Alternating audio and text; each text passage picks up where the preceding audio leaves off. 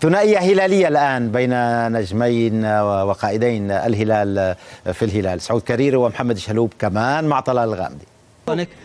لعب اليوم حرارته مرتفعة والله، بس ما شاء الله عليه كان نجم والله ما شاء الله. إن عارفين والله من قبل المباراة إنه تعبان، بس ما شاء الله أصر إنه يشارك وكان نجم والله. فقدتوه في لندن. أنا على المستوى الشخصي فقدت. اي والله صراحة سعود مو لاعب بس أخ وصديق وصدق، يعني إن شاء الله إنه ما يفقد غالي يا رب. الحين كلكم أكبر اثنين في الفريق، إيش تقول محمد الشلهوب؟ محمد الشلهوب عاد أنا شهادتي فيه مجروحة، يعني مو مجاملة أو إني أمدح بوجه، بالعكس من اللعيبة اللي أنا عاصرت يمكن تقريبا من فئة الشباب والناشئين إلى وصلنا منتخب أول مع بعض.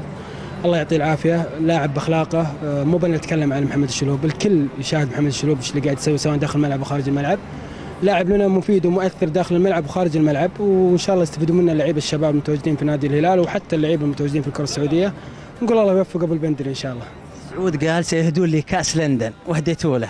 اي والله وحتى في اجتماعنا يمكن سعود يعني عرف بعدين انه في اجتماعنا نقول لازم نهديه سعود لانه كان يبغى يشارك ومصر على انه يشارك، لكن الظروف فوق كل شيء، وصراحه يعني يستاهل سعود كل شيء، وهذه هديه بسيطه منا لسعود. وش هديت له انت؟ مين ابو البندري؟ ابو البندري عاد ما يحتاج، عاد هو دائما يهديني يحرج الاخ. اهم هديه اللي حققها لي كاس الملك وكاس السوبر. نزل كاس الملك كان وجهه فالخير الخير علينا، يمكن اخر الدقائق غير مجرى المباراه كلها. كاس السوبر كان متألق طول المباراة وما شاء الله عليه تبارك الله، يعني الشلوب كل ما يكبر كل ما يزيد داخل الملعب تألق ويحلو ويتألق داخل الملعب. الله يوفقه. ولا هدية خاصة حق البندري، تعرف احنا قاعدين نضبطها حق علاوي. علاوي ايش رايك فيه؟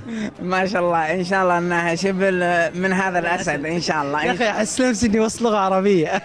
لا ان شاء الله باذن الله، ما دام انه ولد سعود لا تخاف عليه، بس دعواتك ان شاء الله. سعود شفته في نهائي الكاس سلم على راسك واصر انك تشيل الكاس، تذكرها؟ والله اذكرها. سعود والله اخوي، يعني مهما قلت عنه والله ما اوفي حقه، وبصراحه شكرا له على اني انا بعد قلت يا سعود انت الكابتن روح استلم، بس انه اصر اني انا اكون يعني الكابتن. فكلنا واحد، انا وسعود، سواء سعود او انا او ياسر او اي واحد، كلنا يعني في فريق واحد وكلنا في النهايه اخوان. هنيكم على هذه البيئة الجميلة صراحة. للأمانة يعني أتكلم معك بكل صراحة، الميزة هنا في نادي الهلال هو الاحترام المتبادل بين اللاعبين. احترام الكبير للصغير واحترام الصغير للكبير. الكل كباتن عندنا، يعني ما تفرق معنا سواء محمد الشلهوب الكابتن أو ياسر أو أنا أو ناصر الشمراني أو عبد الله الزوري أو نواف العابد. ما شاء الله تبارك الله الفريق في مجموعة كباتن.